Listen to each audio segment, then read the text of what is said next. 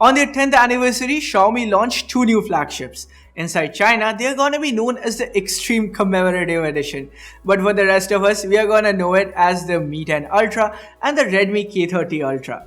Hey guys, Amato here from C4eTech, and this video is all you would need to know about these two new flagships from Xiaomi. So, if you do end up liking this video, then please consider subscribing and turning on notifications by hitting that bell icon.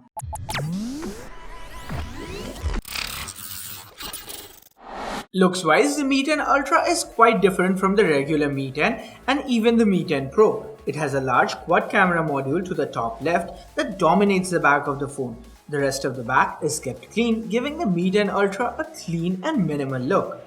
That's further accentuated by the color choices here: ceramic black, bright silver, and a transparent edition. Now the transparent edition has a see-through glass back that supposedly lets us glance into the inner design of the phone. But like we saw with the Mi 8 Explorer edition, this might just be a sticker. With that being said, this is a premium device with a glass sandwich design and a metal frame holding it all together. Should have a pretty hefty in-hand feel thanks to the over 220 gram weight and a just under 9.5mm thick. The Mi 10 Ultra isn't the thinnest flagship that we have ever seen. Now, one of the reasons for this increased weight could be the fact that the Mi 10 Ultra is not carrying a single 4500 mAh battery. Instead, what it's carrying is actually two 2250 mAh battery units that are being charged simultaneously. That's how Xiaomi can use a 120-watt charger to top the battery inside the Mi 10 Ultra from 0 to 100 in a mere 23 minutes. Now, if that doesn't blow your mind, then get this. In just 5 minutes, the Mi 10 Ultra can reach 41%. These are simply mind-blowing speeds. And what's more, Xiaomi is including this 120-watt charger with every Mi 10 Ultra out there. Not just that, the Mi 10 Ultra also has support for super fast 50-watt wireless fast charging. This can fully charge a drained phone to 100% in a mere 40 minutes.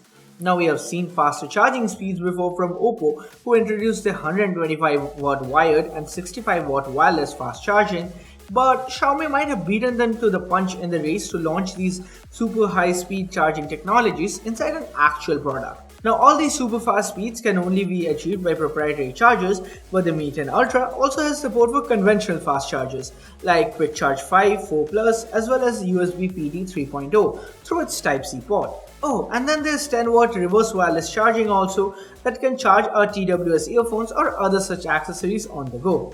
Enough about charging though, let's now turn our attentions to the front of the device. We have a 6.67-inch Full HD Plus AMOLED panel in here, same size and resolution as the panel on the regular Mi 10.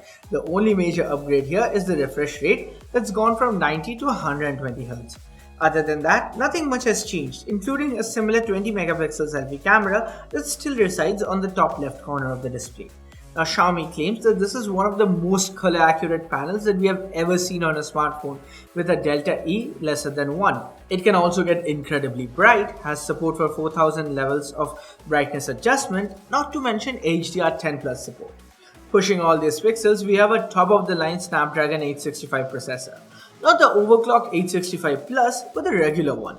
On the memory side of things, the base variants start from 8 GB of RAM and 128 GB of storage and goes up to 16 GB of RAM and a massive half a terabyte of internal memory.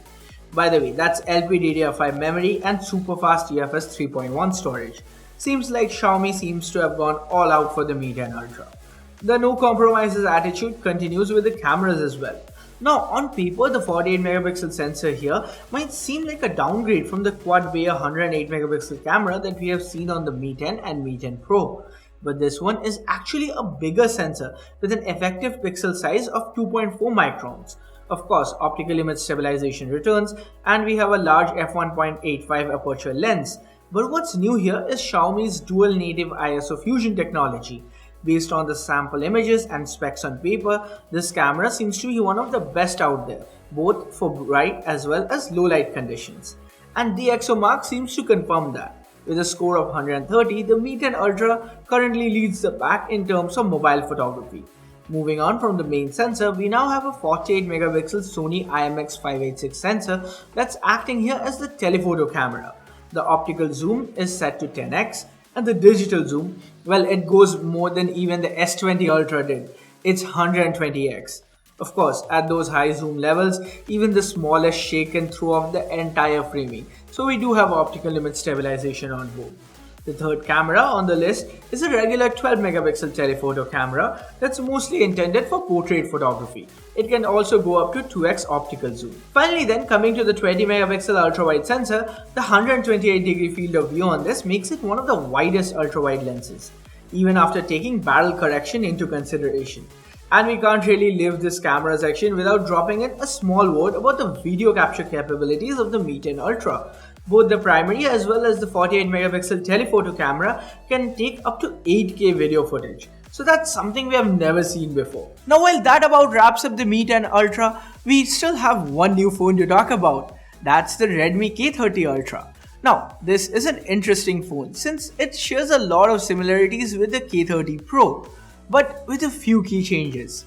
So what are those changes? Well, the first one is that we now have a high refresh rate AMOLED panel.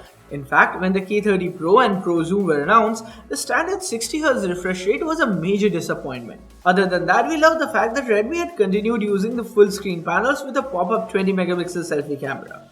Well, this time around we have a similar 6.67-inch Full HD Plus AMOLED panel. The only difference, it now runs at 120Hz, making the K30 Ultra the world's first phone to sport a full screen display with a 120Hz refresh rate. The other big change here, well, it's an interesting one. Now we have the Mediatek Dimensity 1000 Plus powering the K30 Ultra. Now the Dimensity 1000 Plus is a powerful chip in its own right. It's a flagship Mediatek processor with 5G capabilities. But the decision kinda caught me by surprise since the K30 Pro and Pro Zoom come with a Snapdragon 865 processor. So this kinda seems like a downgrade rather than an upgrade. But hey, I shall reserve judgment till I actually manage to get my hands on one and test it out for myself. Interestingly, Xiaomi has also decided to cut down the battery capacity here. The K30 Ultra comes with a 4500 mAh battery that's almost a 4% decrease in size from the 4700 mAh battery that we have seen in the Redmi K30 Pro and Pro Zoom. It still does retain the 33W fast charging though. As for the rest of the specs of the K30 Ultra, they're the same as the K30 Pro. Now, we did cover them in a detailed video, so if you wanna get to know them better, here's a card to it. As for the rest of you guys, here's a quick spec rundown. The K30 Ultra pairs the Mediatek Dimensity 1000 Plus with 6 or 8GB of RAM and 128, 256 or 512GB of internal storage. When it comes to optics, we have a quad camera setup to the rear that consists of a 64 megapixel Sony primary sensor, a 13 megapixel ultra wide, a 5 megapixel telephoto, and finally a 2 megapixel depth sensor. Of course, so that's an interesting mix of specs that we have going on for the K30 Ultra. And the price, well, in China, the base 6128GB variant, that starts from 1999 yuan or about 21.5 thousand Indian rupees. Basically making it quite a bit cheaper than both the K30 Pro and the K30 Pro Zoom. Now, with recent tweets from Poco officials hinting at them launching a OnePlus Nord competitor, I can't help but wonder if the Redmi K30 Ultra might be on its way to India as yet another Poco product. As for the Mi 10 Ultra, that starts from 5299 yuan. Converted, that comes around 57,000 Indian rupees. Pretty expensive, even for a flagship device. So what do you guys think? Which one of these two phones are you more interested in? And which one would you like Xiaomi to bring to India first? The Redmi K30 Ultra or the Mi 10 Ultra? Let me know via the comments below. And with that, we come to the end of this video. As always, like, share, comment, and turn on notifications by hitting that bell icon if you haven't yet. Thanks a lot for watching till the end, guys. Have a good one. Cheers.